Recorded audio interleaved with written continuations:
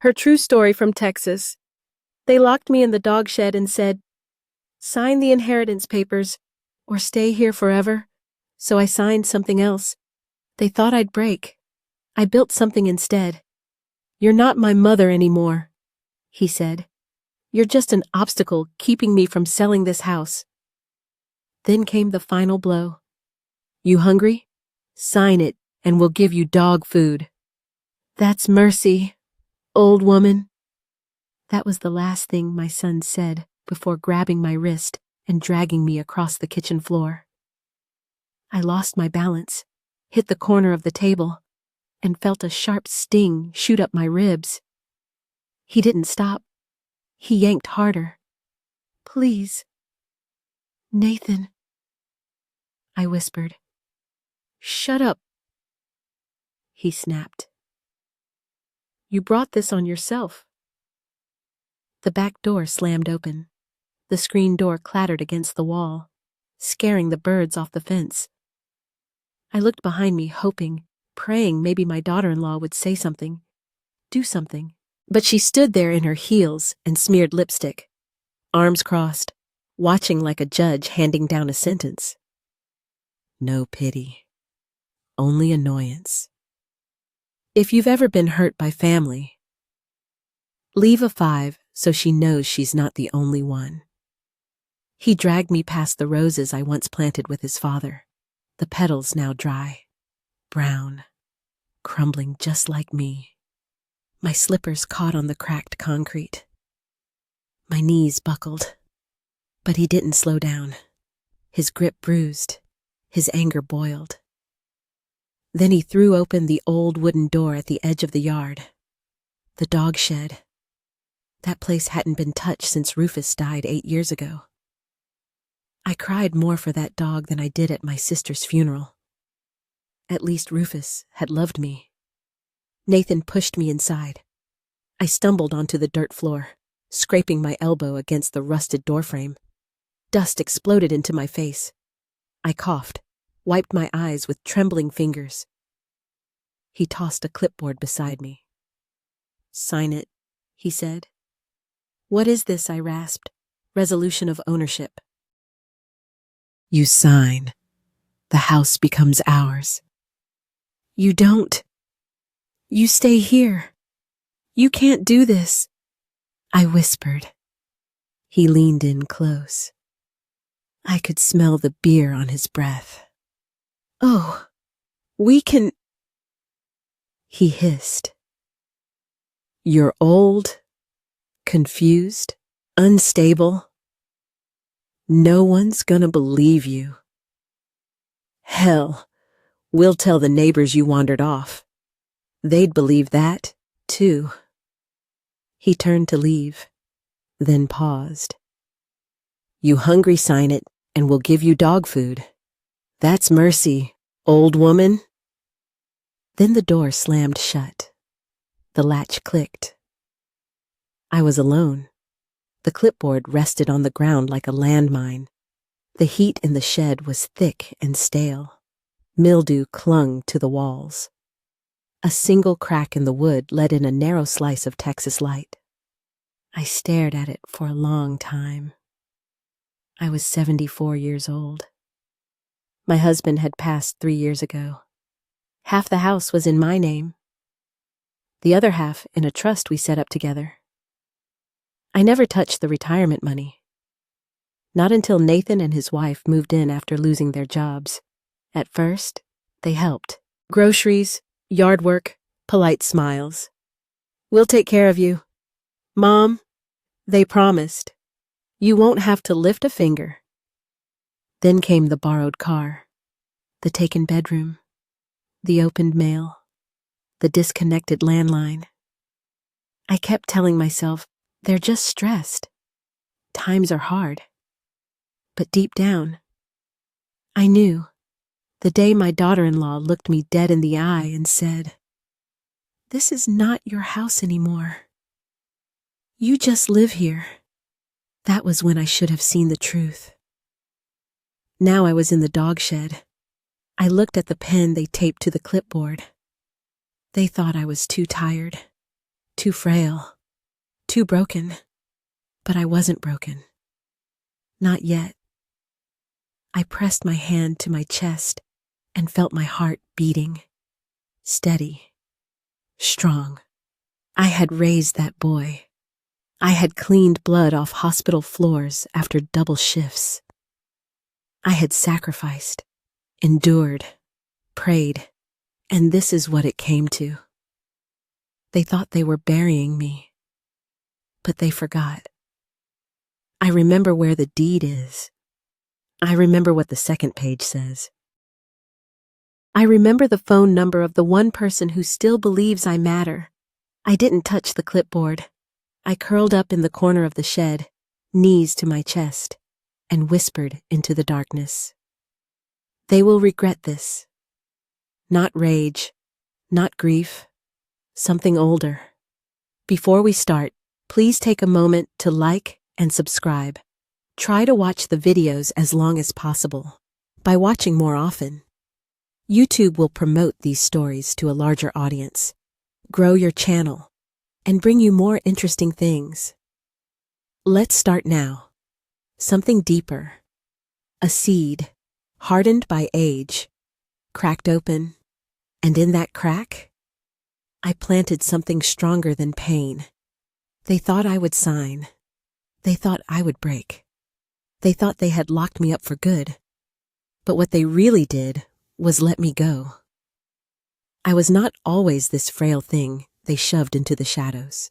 Once, I stood straight and tall, ruler in one hand, chalk in the other, teaching third graders how to read their first chapter books in a sunlit Texas classroom. My name was on bulletin boards. My handwriting was neat and round. I knew every student's middle name and the color of their backpacks. I stayed late to tutor the slowest learners and packed extra sandwiches for the ones who came to school hungry. Back then, my world was small but full. My life was not glamorous, but it was steady, built on books, lesson plans, and quiet evenings with my husband. James? James was a veteran. He had the kind of silence in him that only men who had seen war carry. He came back from overseas with bad knees and nightmares, but he worked hard, saved every dime, and promised me one thing. This house is yours. No matter what happens, this land will be your shield when I'm gone. And it was, until it wasn't. Nathan was born during a hot June, while the ceiling fan spun uselessly above our hospital bed. He had the biggest eyes, wide, like he already didn't trust the world. I remember holding him and whispering, "You're safe now?" And I meant it. Raising him wasn't easy. Money was always tight. When James lost his job during the oil crash, I picked up substitute teaching gigs wherever I could. Some days I'd teach history in the morning and mop floors by midnight. I once pawned my mother's pearl earrings to buy him a saxophone he wanted so badly. Another year, I sold my wedding ring to cover his tuition deposit after he got into college. I told James it was just a thing, but I cried that night. We did without vacations, without new clothes, without complaint. I was proud of that. Proud to be the kind of mother who sacrificed without keeping score. Nathan used to hug me every morning before school. He used to leave sticky notes on the fridge. "Thanks for the grilled cheese, Mom," or "Good luck with the PTA meeting." I saved some of them in a box under my bed.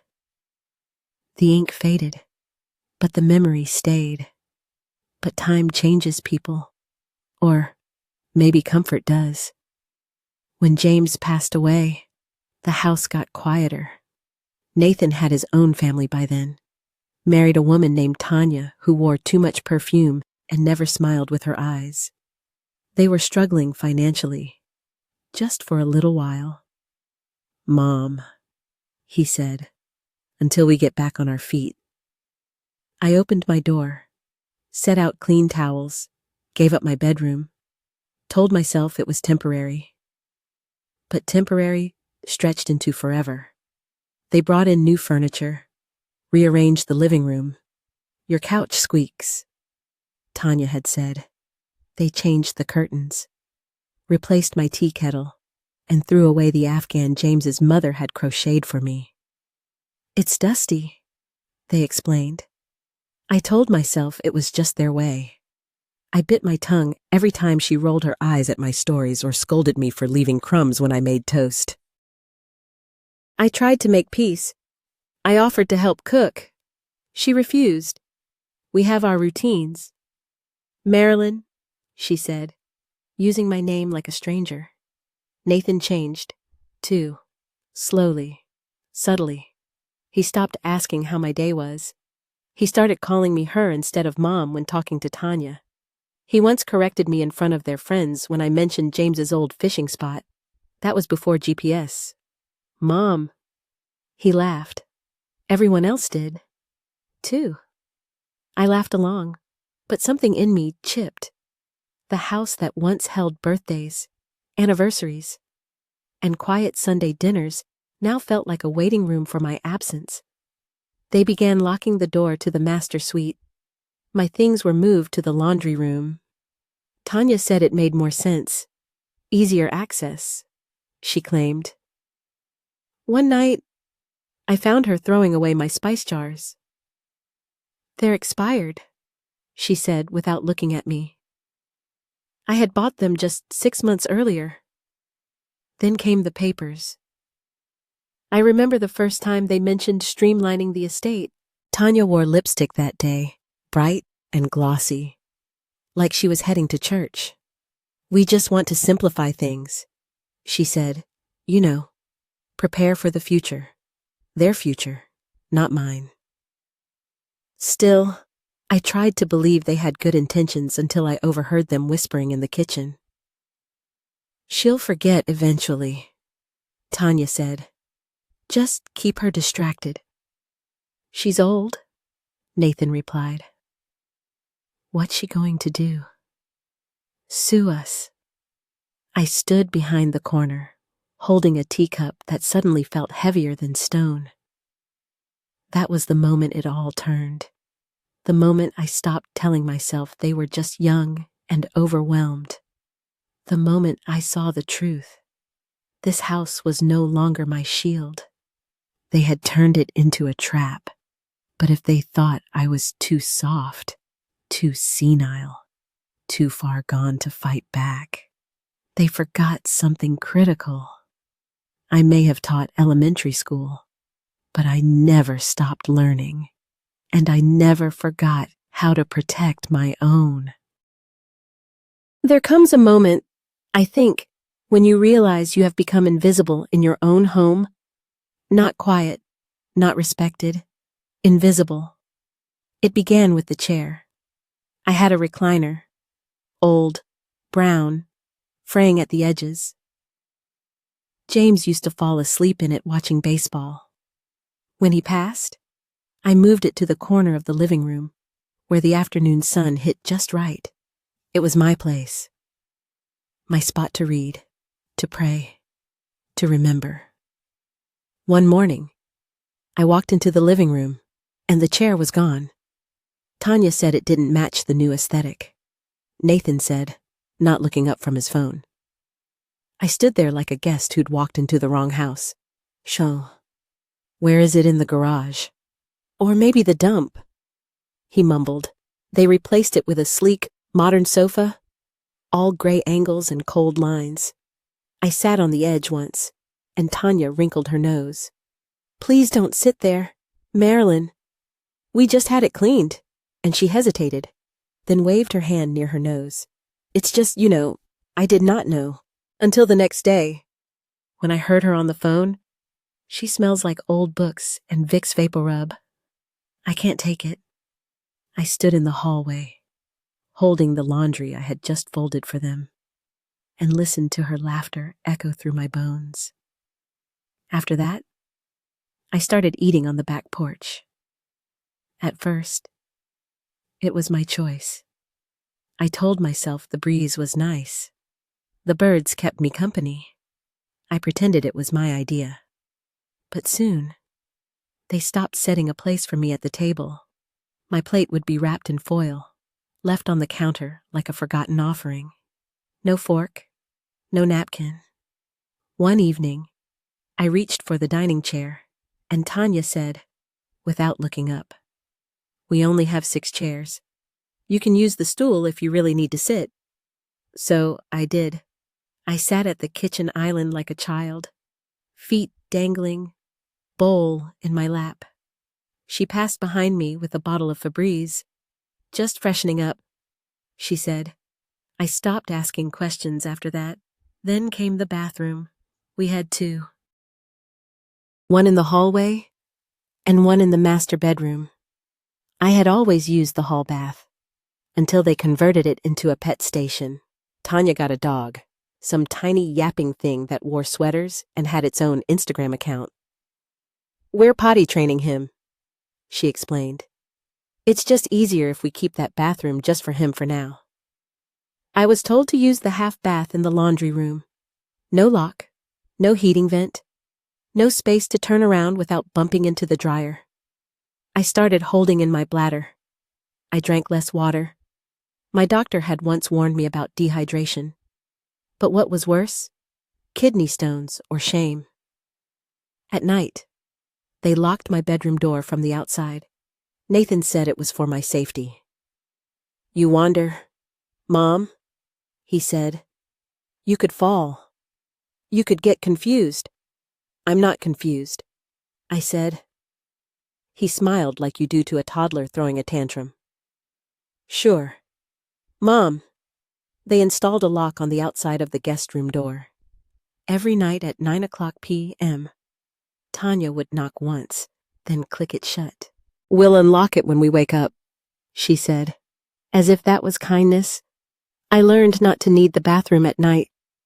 I learned to stop drinking tea after noon. I learned to count the hours between freedom. But I also learned something else.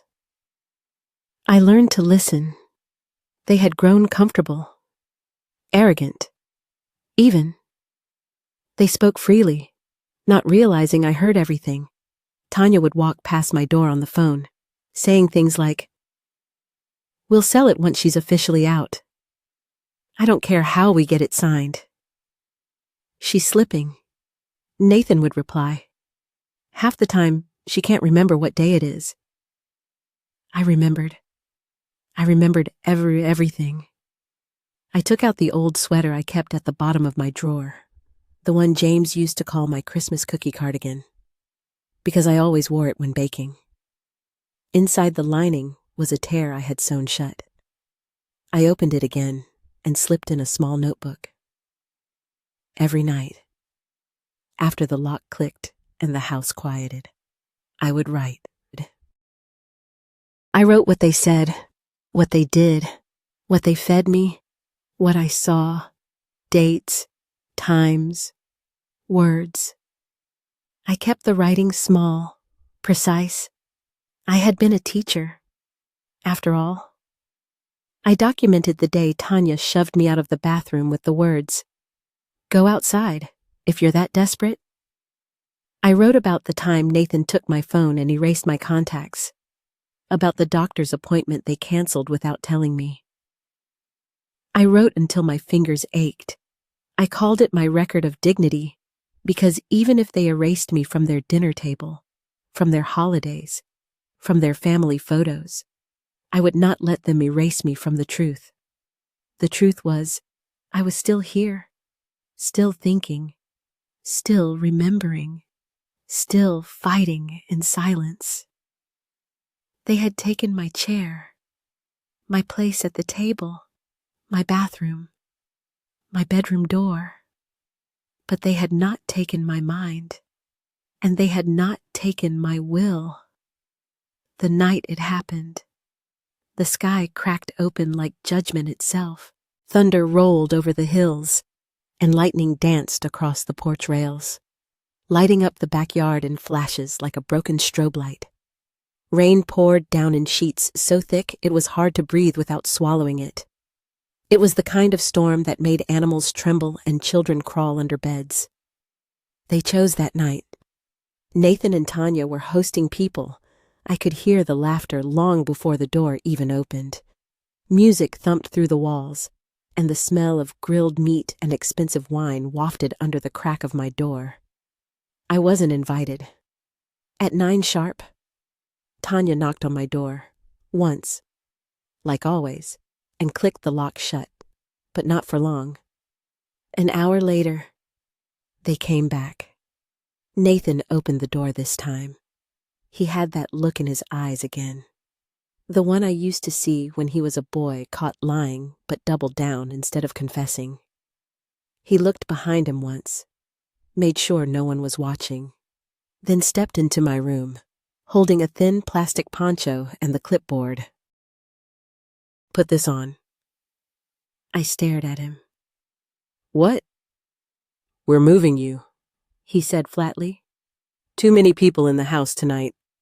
Don't want anyone getting the wrong idea." I sat on the bed. "The wrong idea that your mother lives here." He grinned without humor. "Exactly." Tanya appeared in the hallway, holding a flashlight and an umbrella. "She's not coming through the house," she said. "Take her through the back." I was barefoot. I tried to grab my sweater. Nathan snatched it away. "Poncho's enough," he said, and then he took my arm. Not gently, not with hesitation. He pulled me through the back door, out into the storm. My feet hit the cold, wet mud. The rain soaked my nightgown in seconds. I could barely see through the waterfall pouring from the sky. The wind whipped the poncho around like a flag at half-mast. I knew where he was taking me. The shed. That God-forsaken shed. He opened the door, shoved me inside, and closed it before I could turn around. The bolt slid into place with a sound that would echo in my ears for years. There was no light, no blanket, no dry place to sit. I stood in the dark for a long time, too stunned to move. The smell of rot, mold, and old motor oil hit me first. Then the cold. My bones throbbed. My teeth chattered. I pressed myself into the corner, curled my arms around my knees, and listened. Laughter, music, wine glasses clinking. I heard Tanya yell, "Turn it up!" And someone shouted back, "This playlist is fire," and I sat in the mud, in the dark, in the cold. I could have been a dead dog, and they would not have known or cared. That was the moment something inside me broke. Not in the way they wanted, not into pieces. It broke like a shell cracks when something stronger is ready to come out. I thought of James. I whispered his name. I said it like a prayer, like a lifeline. "James, can you see this?" The rain pounded harder. The wind howled through the cracks in the walls. Water leaked from the ceiling and ran down the back of my neck. My hands were numb. My hip ached from the cold ground. But what hurt most was not physical. It was the betrayal, the complete abandonment, the way my own son, my only child, had looked at me like trash, like I was nothing but a signature standing between him and a payday. I thought of the birthday cakes I baked from scratch, the soccer games I never missed. The night he threw up at 3 o'clock, and I held him until morning. The way he used to hold my hand when crossing the street. The way he used to whisper, "Don't leave me, Mommy." And now, he left me in a shed, in a storm. For what? A deed, a house, a future built on cruelty. No, no more. That night I made a decision, not a loud one, not the kind that comes with shouting or threats. It was a quiet decision, born in the mud. I would not forgive them, and I would not sign. They had shown me who they were, and now I would show them who I had been all along. Not weak, not forgetful, not broken. I would not leave this world as their victim. I would not vanish in silence. I would not die in a shed. I would survive, and when the time came, I would rise, and they would remember.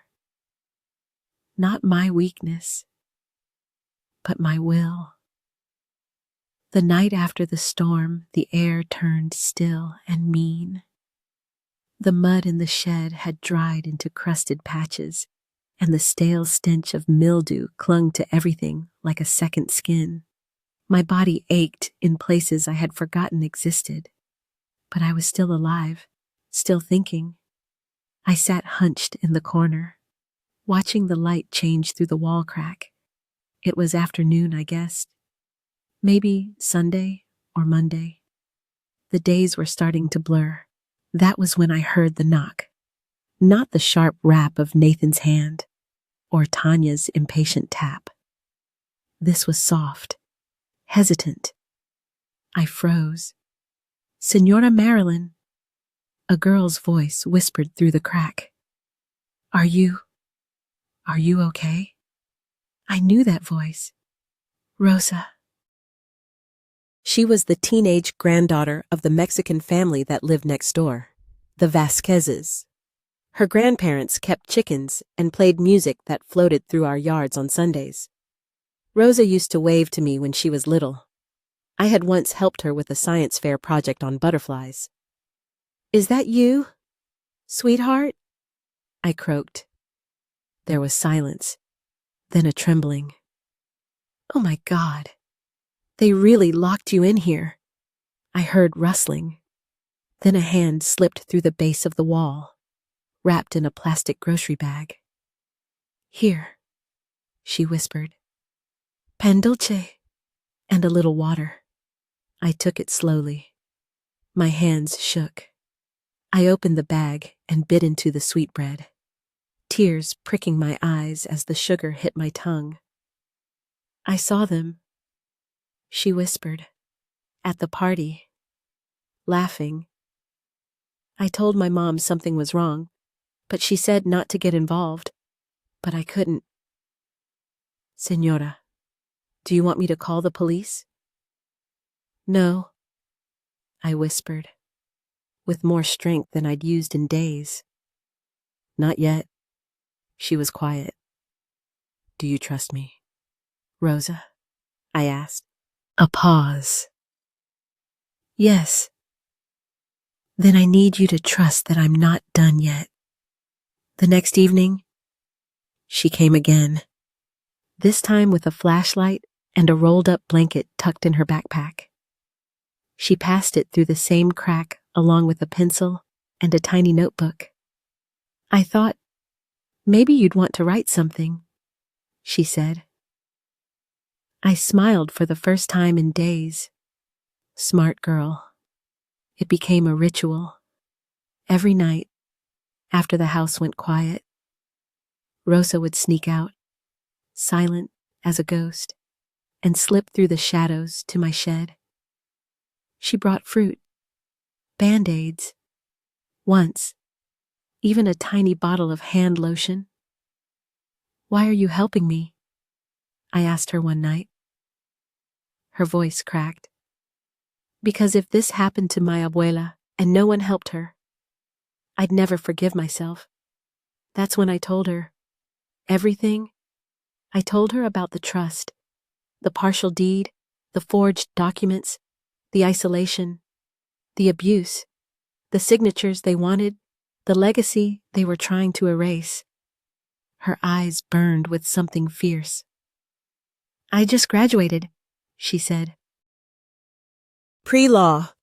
I haven't even passed the bar yet, but I know enough I can help." The next night, she brought a small folder and a portable scanner. I borrowed it from my cousin. she said. He works IT. They don't check his bag. We worked by flashlight. I dictated. She typed. We read every page twice. We referenced every clause. She knew the language. I knew the weight behind every word. Then, she said the words I'll never forget. Do you want to write a new will? I stared at her, stunned. I can't notarize it, she said quickly. But I know someone who can. A friend from school. She's licensed. We can get her here. Quietly. A beat of silence passed. Do you trust me? She asked. I looked her straight in the eyes. Yes. She returned the next night. This time, with another young woman in a hoodie and sneakers, carrying a leather case. They stepped into the shed like they were entering a sacred space. Quiet, respectful. I sat on the damp floor, draped in Rosa's blanket, and held the pen with fingers that trembled only slightly. The notary checked my eye. D. Asked her questions. Followed protocol. Rosa held the flashlight. And I signed. A new will. A new trust. A new future. I left everything. Not to Nathan. Not to Tanya. Not to blood that had betrayed me. But to something greater. To the battered women's shelter that had once helped a friend of mine escape a violent husband. To the library that had given me sanctuary in my loneliest years. To a foundation in my husband's name that would support elderly women left behind by their families. And I signed my name like it was an oath. Rosa smiled, eyes glistening. You did it, she whispered. No, I said. We did. They left silently. Documents hidden in a backpack, flashlight off until they reached the sidewalk. I curled into the corner and closed my eyes. Heart full. The world had betrayed me, but a stranger, barely 20, had saved me. And tomorrow, I would begin again. The courtroom was colder than I expected, not just in temperature, but in feeling. The kind of chill that settles deep in your chest, no matter how many scarves you wear. I sat near the front, in my wheelchair, wrapped in the same brown cardigan I had worn when I first met the judge years ago for a different case. When James and I filed for our trust, it felt like a lifetime ago. Nathan and Tanya walked in like they were attending a fashion gala, not a court hearing. She wore a tight navy dress, pearl earrings, and a fake solemn look smeared across her face. He had on a charcoal suit I didn't recognize, probably rented, his hair slicked back too much, his cologne entering the room before he did. They didn't look at me, but I saw the smirk, that small curl at the edge of Nathan's lips that said, "This is already over." They sat across from me with their attorney, a young man who looked barely out of law school, but smug enough to have watched too many courtroom dramas. He adjusted his tie, opened his briefcase, and handed over the copy. The supposed will with my signature, a messy, shaky scrawl on the bottom of a boilerplate template. They had no idea I was left-handed, and that I'd faked the tremble. The judge was an older woman, gray hair in a tight bun, sharp eyes. No patience for nonsense. She looked over the document, raised an eyebrow, and turned to me. "Mrs. Monroe," she said, her voice even. "Do you recognize this signature?" I leaned forward slowly, let the silence stretch. Then I said, loud and clear, "I do not." A murmur moved through the room like wind through dry grass. Nathan's lawyer stood. "Your Honor, This document was signed in the presence of both my clients, and it matches previous records of her signature. It does not match mine, I interrupted, not raising my voice. Because I never signed it, not willingly, not knowingly, and not in any condition that could be considered legal. The judge held up a hand. Will allow testimony. That's when the door at the back opened, and in walked Rosa. Beside her, a tall man in a crisp, dark suit, a confident stride, and a silver wedding band glinting on his finger. My counsel, I said. Nathan blinked. Tanya's head snapped toward the man. He took his place beside me, nodding politely to the judge. Counselor, please introduce yourself. The judge said. My name is Miguel Vasquez, he said. Licensed attorney in the state of Texas, representing Mrs. Marilyn Monroe in defense of her estate, her autonomy, and her lawful documentation, including a notarized, updated will and trust. Nathan's face turned gray. Miguel continued, handing the judge a sealed folder. Inside you will find notarized documents drafted under my supervision, recorded communications of verbal coercion, and photographic evidence of Mrs. Monroe being held in conditions that violate both eldercare statutes and basic human decency. Objection, Nathan's lawyer barked. This is outrageous. Where's the proof? Rosa stood up. I'm the proof. She held up a flash drive. I documented it. The shed, the injuries, the food, or lack of it, the way they talked to her. I brought meals. I brought a notary. I have records. Tanya stood up.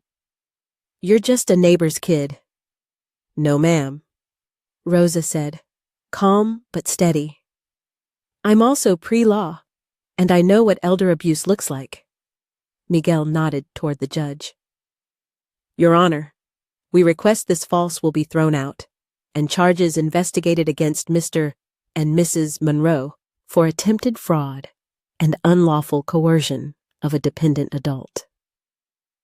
The room went dead silent. The judge flipped through the new documents. Her eyes narrowed as she read. Then she set the folder down and looked directly at Nathan. You brought a falsified document into my courtroom. Mr. Monroe, that is perjury. You attempted to defraud your own mother. That is theft. And from the evidence presented, I see grounds for further investigation under elder abuse laws. Nathan opened his mouth. Nothing came out. Tanya tried to speak, but we thought, no. The judge snapped. You wanted. That's not the same as thought. She turned to me. Mrs. Monroe, the court upholds the most recent and notarized version of your will. Your estate remains in your control, and your family, should you even call them that, has no legal claim. I exhaled slowly. Not victory. Relief. Rosa squeezed my hand. As we turned to leave, I looked over my shoulder. Nathan stood frozen, his face ashen. Tanya sat with her hands clenched into fists so tight her knuckles turned white. I did not speak. I did not need to, because for once the silence was mine, and it was louder than anything they had ever said. The courthouse doors swung open, and for the first time in weeks I felt real sunlight on my face. It was warm, not just on my skin, but in my chest, my bones, my breath. Rosa pushed my wheelchair down the marble steps, slowly, carefully. Miguel walked beside us, briefcase in one hand, eyes scanning the street as if expecting Nathan and Tanya to appear again and try one last trick. They didn't.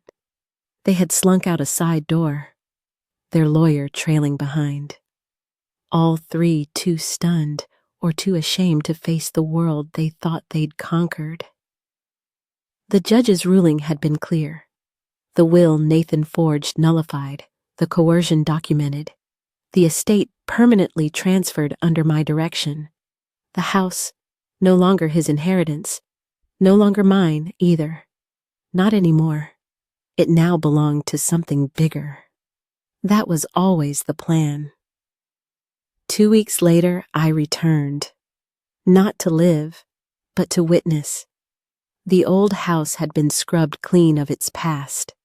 The mold on the baseboards had been bleached. The carpet, stained with years of secrets, was torn out and replaced with warm wood floors.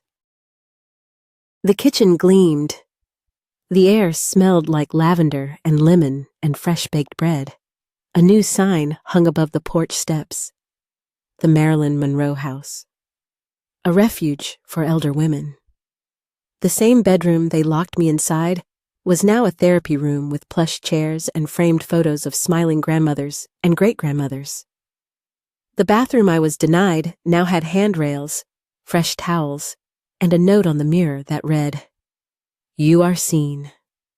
I donated the property in full, along with it my late husband's pension fund, an anonymous trust I had been quietly building for over a decade, and the remaining balance of my savings account. I did not need much. I had a small apartment now, clean, quiet, just enough space for me and my memories. But I visited the house once a week, not to haunt it, to witness it heal. Some nights I sat in the garden, rebuilt, blooming again, and watched the women walk outside barefoot, feeling safe enough to look at the stars. They reminded me of myself, tired. Yes, but not finished. The letters started coming a month after the center opened. At first, just a few, then dozens, from women I had never met, women across the country. Some signed their names, others just left initials or quotes or shaky handwriting with teardrops on the corners. Thank you for reminding me I still matter. My daughter hasn't called me in 5 years, but your story gave me the strength to call myself a survivor. I slept in a shed, too. You made me feel less alone. Each letter I placed in a wooden box beside my bed, the same box that once held Nathan's childhood drawings. I did not throw his away. I simply moved them, because I believe people can change, but I do not believe in waiting forever. Nathan never called. Not once. No apology. No explanation. Tanya unfollowed me on everything within a week of the ruling. Rosa told me they moved to another state, trying to start fresh. She said, "Let them." I had already started new. Better. My days are quiet now. I wake up when I choose. Brew tea the way I like it. I keep a journal, not of pain anymore, but of peace. I volunteer twice a week at the center, helping women fill out job applications or just listening to them over coffee. Sometimes I look in the mirror and hardly recognize the woman staring back. Not because I've aged, but because I've risen. People used to say old women were fragile, that we forget, that we fade, that we're too soft to fight, too tired to resist. They were wrong. We do not forget. We remember everything. We remember the smell of a child's shampoo, the sound of betrayal behind a closed door, the weight of a signature we refuse to give. We remember who helped us and who didn't. They locked me in a dog shed. They called it mercy. They thought I would break. But that shed wasn't the end of me. It was the beginning. The moment I was forced to the ground, I found something deeper than rage. I found resolve. I found truth. I found the kind of silence that does not beg. It builds. I built again, Not just my life, but a legacy. And if one day Nathan walks past that house and sees the sign with my name on it, I hope he feels something. Not shame, not fear, but awareness that the mother he once silenced used her silence to change the world. I am not bitter. I am not broken. I am something else now. Whole. Free. Unforgettable. Some months after the court ruling, spring settled over Texas like a second chance. The air grew sweeter, softer, the kind of weather that invites things to grow again. Not just flowers, but people too. I found myself walking again. Not far. Just around the garden or down the sidewalk in front of my little apartment. I wore a hat James once bought me on our 30th anniversary. It had a wide brim and a faded ribbon, but it still made me feel like someone who mattered. One morning, Rosa showed up with coffee and a question. "Would you be willing to speak to the women at the center?" she asked. "Hopeful? Just share your story." I hesitated. "I'm no inspiration," I said. She smiled gently. "But you are." So I did. The room was filled with women, some my age, some younger. They sat in folding chairs, shoulders tight, eyes guarded. I knew those expressions. I had worn them too. I told them everything, not just about the shed, but the before, the years of silence, the slow erasure, the 1,000 tiny humiliations that most people overlook because they don't leave bruises, only memory. When I finished, no one clapped, but one woman stood, then another, and that night, the women in that room did something most people never do. They saw me, not as a victim, as a mirror. From then on, I came every week. I led a writing group. We called it the Unwritten Letters. Each woman wrote one letter to someone who hurt her, left her, forgot her. Letters never meant to be mailed, but always meant to be heard. We read them aloud. We cried. We laughed. We stitched ourselves back together, line by line. One afternoon, Rosa brought a stack of mail. "This one's from Minnesota," she said, handing me an envelope with no return address. Inside was a short note in pencil. "My daughter left me at a gas station 6 years ago. I thought that was the end. But then I heard your story. I found a place to stay. I'm safe now. Thank you." I stared at the paper for a long time. Then I folded it and placed it in my box. The one that now held hundreds of thank yous from strangers who were no longer strangers. Meanwhile, the house, the one they once tried to steal, had blossomed into a living thing. A place of rhythm and routine and hope. You could smell cookies baking on Wednesdays. Hear laughter from the back porch every Friday evening. See knitting circles forming under the same tree where James used to hang bird feeders. We added a garden. The women grew vegetables and flowers. Someone painted a mural on the side wall. Birds, blooming branches, and in the center the words, "We rise quietly." I had them add one more line, in memory of the women they thought would break. That summer, I celebrated my 75th birthday, surrounded by women who called me Miss Marilyn and brought handmade cards. They gave me a cake shaped like a doghouse, with the words, "From the shed to the summit," written in pink icing. We laughed so hard we cried. That night, after everyone had gone, I sat alone in the garden with a cup of tea and the stars for company. I thought about Nathan. He hadn't called, hadn't written, and maybe he never would. But strangely, I no longer waited for it. Forgiveness isn't forgetting. It's choosing to live without needing the apology that never came. I looked up at the stars and whispered, I made it. James, I really made it. And in the rustle of the wind, I swear I heard him say, I always knew you would. Now, every month, a new woman moves into the house. Each one arrives with her own history, her own heartbreak, her own silence, and each one leaves with something more. A key, a journal, a chance. As for me, I keep walking, keep writing, keep remembering. I am no longer invisible. I am part of something that matters.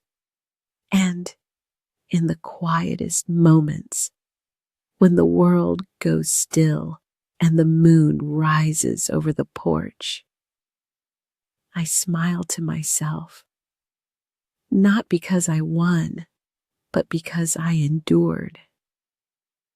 And in the end, that's the most powerful story of all.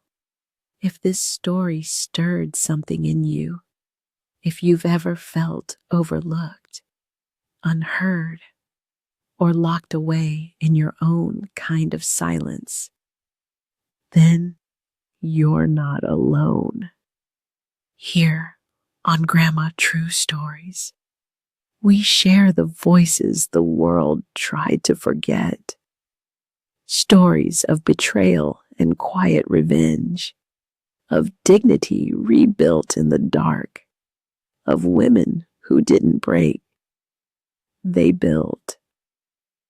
So, if you believe that truth has power, if you believe that silence isn't weakness, it's memory, then subscribe. Join us.